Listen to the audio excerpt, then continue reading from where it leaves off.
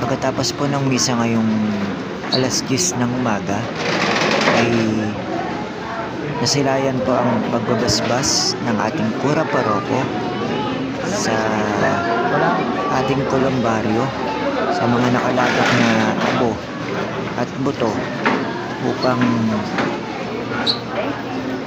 maalaya ng panalangin at napaspasan ng agua bendita ang kanilang mga labi na nakalagak sa ating kolumbaryo.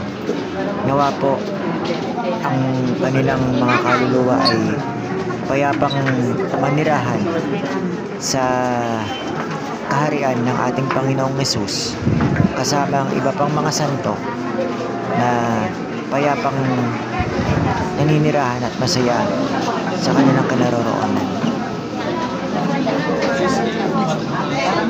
Para makadaan sila.